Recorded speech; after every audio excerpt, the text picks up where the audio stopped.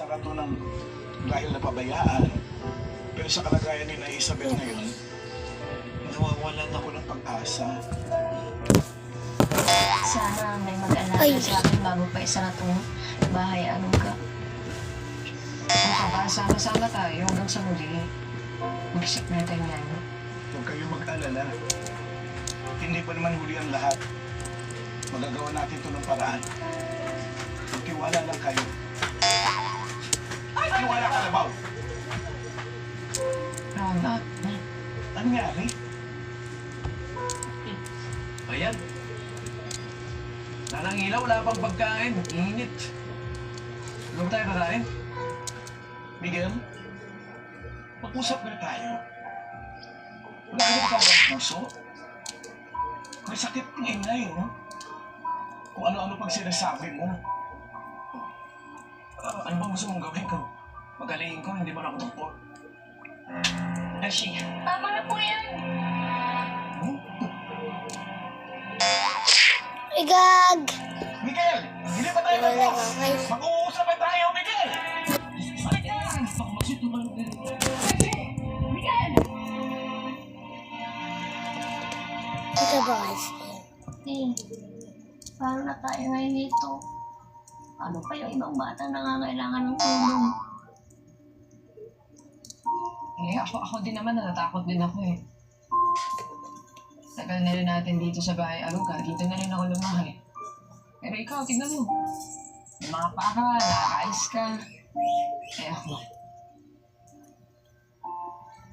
Natakot ako na baka pag nawala na rin si nanay, pati kayo, mawawala na rin, iwanan niyo na rin ako. Parang sila Kuya Efren, saka sila Kuya Kaloy. Tignan mo, nakaalis na sila dito sa bahay Aruga. Meron na silang igandang buhay, meron na silang pamilya. Sigurado ako natupad na rin nila yung mga pangarap nila. Pero sa ngayon, si Nanay Isabel yung isipin natin. Magdasal lang tayo. Gagaling si Nanay. Gagaling si Nanay. Kung may mag-isip ng mga hindi maganda siya. So, Ito naman! Kailan ba kasi magkakakuryente? Diyos ko, pati kilikili ko lumuluwa na sobrang init. Inabunuhan ko na muna para magkakuryente tayo. May konting naipon pa naman ako sa pagbebenta ng ulam. Uy, salamat ha. Kasi, ang init-init kasi.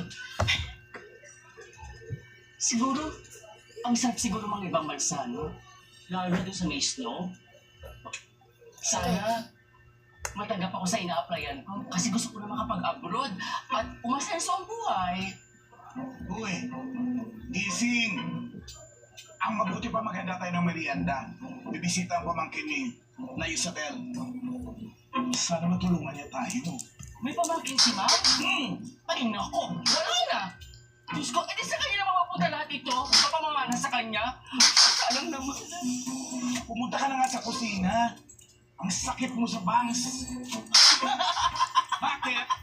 Bakit? Ano nakakatawa? Wala kang bangs, no?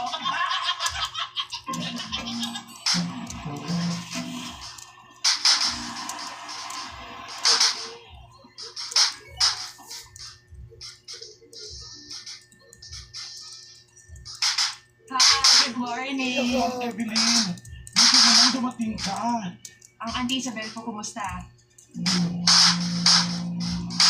you, sorry po hindi na ako nakahabol sa birthday celebration ninyo. May out of town po kasi ako na conference. Anyway, ang sabi ko sa akin ni Dennis ang nangyari sa inyo. Auntie, inumin nyo naman po ang meds nyo. Manang mana ka talaga sa mami mo. Laging may bilin sa akin. Eh, bilhin ko ng mami bago siya mawala to look after you. Salamat sa pag-alala.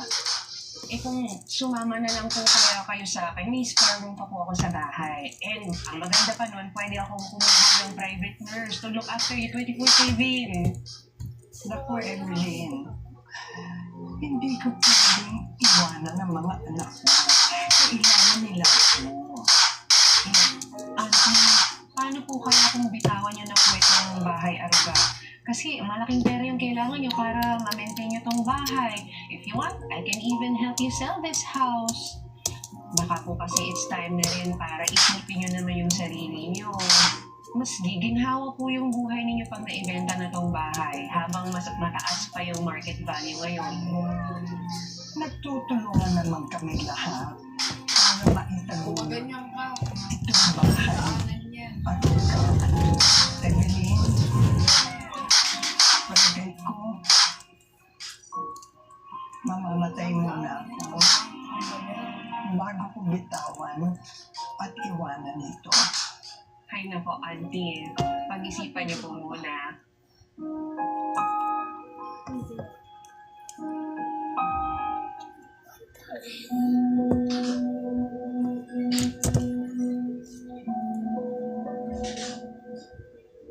What becomes of the 6, when 7. its light slowly fades into the quiet shadow? The heart is full, but the body would not endure. Lord, ibalik mo po sana ang liwanag sa pusong mansang naging ilaw naming lahat.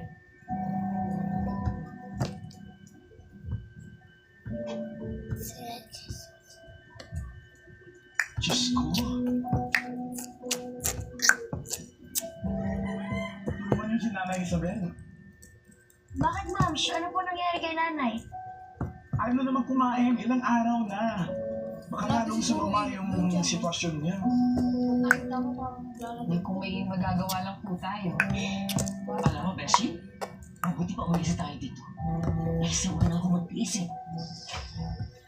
Ate, makakabangon din naman tayo. Wala nang pag-asa ang bayan ka. Bahala kayo dyan. Basta ako, mag-OFW ako doon sa Hong Kong. Nilikot ako ng kaibigan ko. Kaya, bye-bye. Teka, ate! Magdesisyon? Aalis ka agad? Matagal na akong ready. Bago! Boy! Boy! May beshi sa akin yun eh. Di ba ito lalayas ng ganun-ganun lang? Ano yun?